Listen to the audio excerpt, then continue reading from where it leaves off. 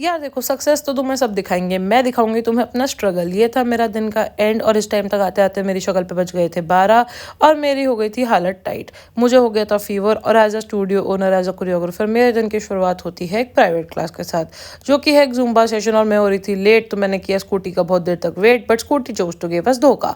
पैदल पैदल हम गए क्लास के लिए और क्लास अच्छी से करके हमने पूरी एनर्जी से क्लास में जुम्बा सेशन कंप्लीट किया। उसके बाद मैं गई हूँ अपने बच्चों से मिलने। और एज अ स्टूडियो ओनर या फिर कोई भी एक नया बिजनेस ओनर, आपके ऊपर कभी भी कोई भी नया खर्चा आ सकता है और आपकी बहुत रिस्पॉन्सिबिलिटीज़ भी होती है स्टूडियो को मेंटेन करने के लिए। तो वो मैं आपको दिखाऊंगी कि आज हमने क्या क्या छोटी मोटी खर्चे करे हैं।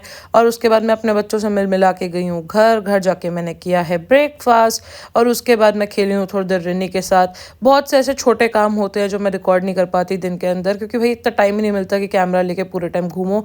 तो लंच वंच करके मैंने सीधा करा अपना व्लॉग एडिट। एडिट करके पहला खर्चा था और पहली रिस्पॉन्सिबिलिटी थी अपना स्टूडियो को डीप क्लीनिंग कराना। तो मैंने अपनी स्टूडियो की आज कराई थी अच्छे से सफाई। और भाई अगर तुम कुछ अच्छा करोगे तो भगवान भी तुम्हारे साथ अच्छा करेगा। तो मैं दीदी के लिए लाई थी ये जूस और समोसा, क्योंकि वो बहुत थक गई थी काम करके। और मेरी स्टूडेंट मेरे लिए लाई थी कॉफ़ी, क्योंकि उन्हें पता था कि आज मैं पूरी स्टूडियो की सफाई करवा रही थी।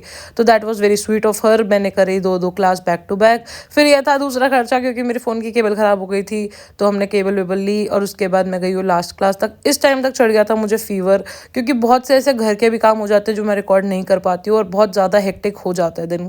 उसके बाद क्लास करके मैंने यहाँ पे भी पी थी कॉफ़ी, क्योंकि मुझे हो रही थी shivering. And that was also very sweet of them कि उन्होंने कॉफ़ी दी। फिर मैं अपने घर पहुंची और मेरी हालत थी ये।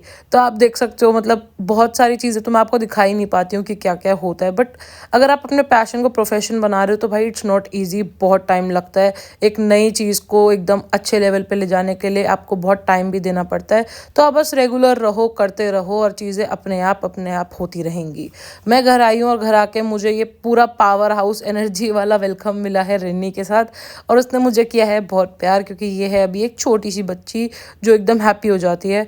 फिर मम्मी ने बनाई थी बीट रूट और आंवला की जैम, और उन्होंने मेरे को कहा था स्पेशली व्लॉग में ये मेंशन करने के लिए, but actually very tasty bro.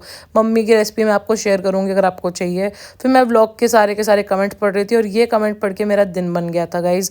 मतलब ये मेरी एक रिश्तेदार है, मैं इनको ढंग से जानती नहीं थी, बट मैंने मम्मा से पूछा एंड इनका कमेंट देख के मेरे को इतनी मोटिवेशन मिली है कि मैं रोज़ व्लॉग ढंग से टाइम से डालती रहूँगी। Bye bye.